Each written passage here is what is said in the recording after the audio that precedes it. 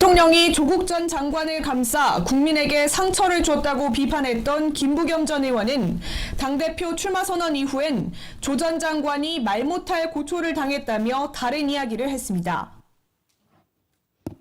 네, 후보자님. 네. 조국 사태에 대해서는 어떻게 생각하십니까?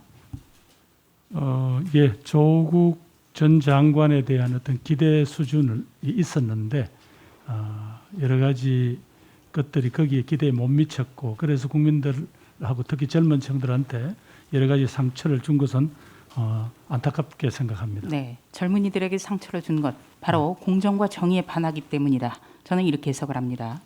문재인 정부가 출범 때 공정과 정의를 전면에 내걸었습니다. 그러나 이 문재인 정부가 이 가치가 흔들리고 의심을 살 만한 것 바로 조국 사태가 계기였습니다. 그래서 이 조국 사태가 문재인 정권의 일종의 변환점이다. 이렇게 지적하는 분들도 많은데요. 이 후보자께서 조국 사태에 대해서 견해를 달리했기 때문에 이게 굉장히 저는 궁금해요. 왜냐? 우리 김부겸 후보자 하면은 소신의 참 정치인, 저희가 이렇게 평가를 해왔습니다만 이 조국 사태에 대해서 굉장히 다른 상반된 그런 논리를 보여줬거든요. 우선 총선 전에는 이렇게 얘기를 했습니다. 네. 대통령이 조국 전 장관을 감싸서 국민에게 상처를 줬다. 네, 그런데 같은 해 5개월 뒤에는 더불어민주당의 당대표 선거에서는 이루 못할 고초를 조국 전 장관이 당했다. 검언유착은 오래된 적폐다. 이렇게 얘기를 했습니다. 민심과 당심이 괴리가 이렇게 크다. 이런 생각도 드는데 그렇다면 대단히 건강하지 않은 정당이라는 얘기가 되거든요. 우선 후보자는 조국 사태에 대해서 어떤 것이 소신입니까? 의원님 뒷부분 제가 전당대회 당대표 출마해서 저런 말을 한 사실이 있습니다.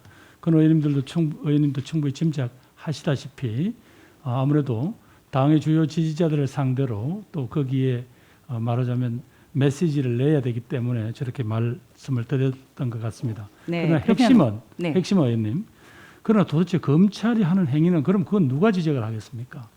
검찰이 한 사람을 손보듯이 탈탈탈 터는 그런 것들, 그러면서 수시로 거의 생중계를 하듯이 언론을 통해서 흘러나오고 그래서 낙인을 찍고 하는 이런 또 관행도 네. 문제를 삼아야 되지 않겠습니까? 예, 후보자님 우선요.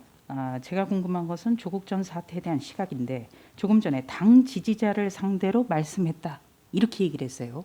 그러면 일반 국민과 당 지지자의 생각이 다릅니까?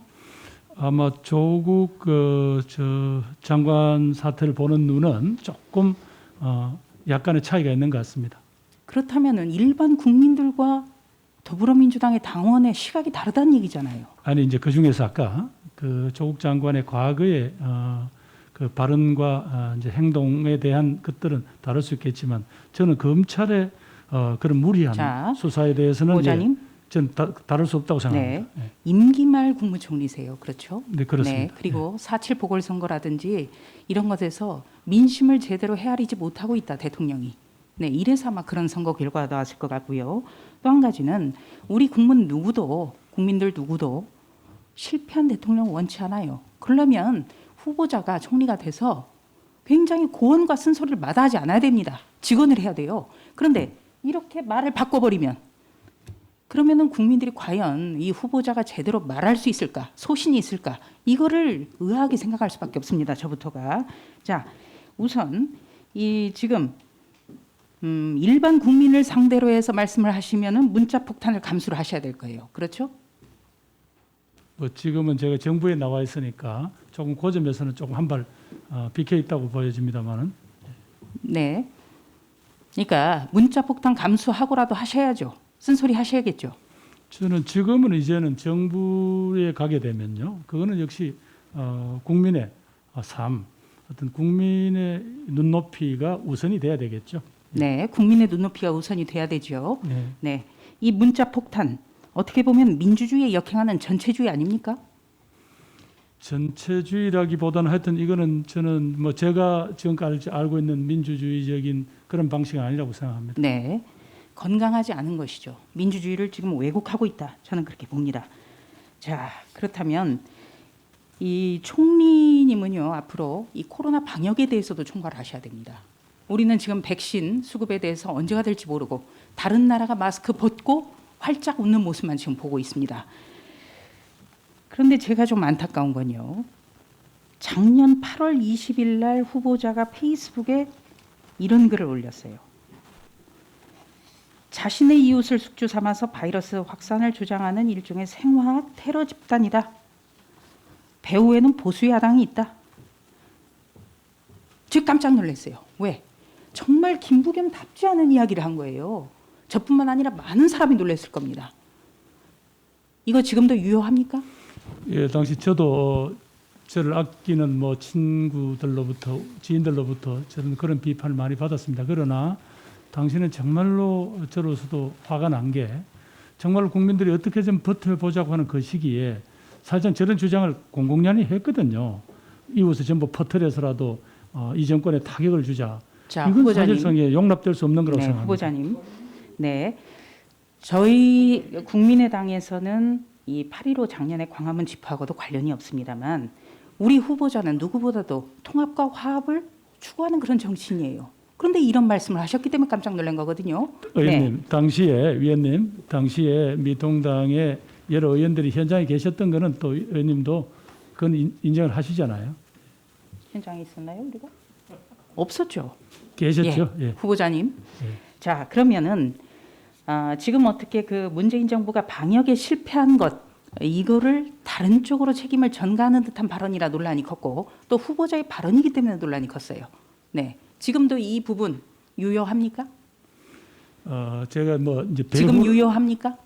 배후라고 한 부분에 대해서는 제가 좀 지나쳤던 것 같습니다만은 당시 광화문에서 그렇게 정말 공공연하게 외치고 오히려 코로나를 퍼뜨려야 오히려 이 정권에게 타격을 줄 수 있다는 그런 말을 저는 도저히 그건 용납할 수가 없습니다. 그러면 후보자 특유의 정치력을 발휘해서 오히려 정중하게 만류하실 수도 있었지 않습니까? 그렇죠? 지금 굉장히 후회하시죠? 위원님, 그 무렵에는 사실상 그 소위 광화문에서 소위 그 집회를 주도하던 분들이 그 뒤로 얼마나 정말 우리 공동체에 엉뚱한 소리를 하고 악영향을 미쳤는지 그러면은 같은 시기에 민주노총 집회에 대해서도 같은 소리를 하셨어야 우리가 의심하지 않죠. 저는 후보자님께서 누구보다도 공정하고 그리고 포용력이 있는 정치인이기 때문에 놀랬다는 말씀을 다시 한번 드리고요. 자, 후보자님. 열린우리당 시절에 노무현 대통령에게 쓴소리를 하면서 공개적으로 쓴소리하면서 대통령의 메시지는 온화해야 된다.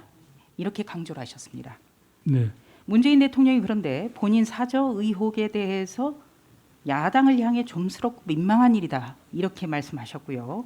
또 일반 국민을 모욕죄로 고소해서 경찰로부터 압수수색을 당하고 송치되게끔 하고 기소에 이르기까지 됐습니다. 이거 온당합니까? 아마 그 부분에 대해서 참모들께서 자칫하면 대통령께서 선의가 오해될 수 있다고 해서 아마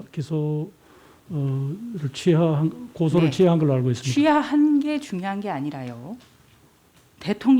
대통령으로서 과연 잘한 겁니까?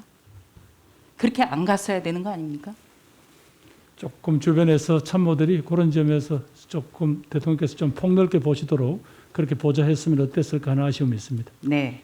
대통령의 말과 행동에 대해서 후보자는 거침없이 고언을 할 각오가 돼 있으십니까? 분명하게 말씀해 주십시오. 제가 성정이 그래 모질지 못해서 어디까지 할 수 있을지 모르겠지만 그래도 바깥에서 얘기하는 것 자체를 그걸 제가 무슨 닫아 걸고 대통령께 전달 안 하거나 이런 일은 없을 겁니다. 네. 네, 후보자께서 이 당원을 향해서 할 때는 말이 바뀌시기 때문에 제가 그게 걱정이 되고요. 자, 지금 시간이 얼마 안 남았습니다. 영상 하나 보실까요? 준비가 혹시 됐습니까? 피해 호소인 이런 말씀하시는데 지금 피해를 호소하는 고소인이라고 그렇죠. 고소인은 이제 법률 용어고 그런데 그거 가지고 지금 굉장히 좀 말이 많죠. 하는데 어떤 표현을 쓰는 게 좀 적합하다고 생각합니까? 그게 뭐 어렵습니다. 네. 어렵습니까? 피해자를 피해자라고 하는 게 어렵습니까? 뭐 그도 몇 차례 사과를 드렸습니다만은 피해자께 다시 한번 사과를 드립니다. 그때는 왜 피해를 호소하는 고소인으로 해야 된다고 하셨습니까? 당시는 아직 저희 당에서도 워낙 박원순 시장님의 갑작스러운 그런 죽음에 대해서 아직까지 입장 정리를 못했을 상황이고요. 또 저로서도 예. 그 무렵까지는 그 박 시장님의 죽음에 대해서 아직까지 내용이 밝혀지기 전이었습니다. 그리고 또 그래서 박원순 시장이 법원에 의해서가 아니고요. 인권위원회에서 그 나온 걸 말씀하시는 거. 예, 하여튼 뭐 의원님 조수진 의원님 이 점에 대해서는 정리해 주시기 바랍니다. 제가 거듭 피해자한테 사과드리고요.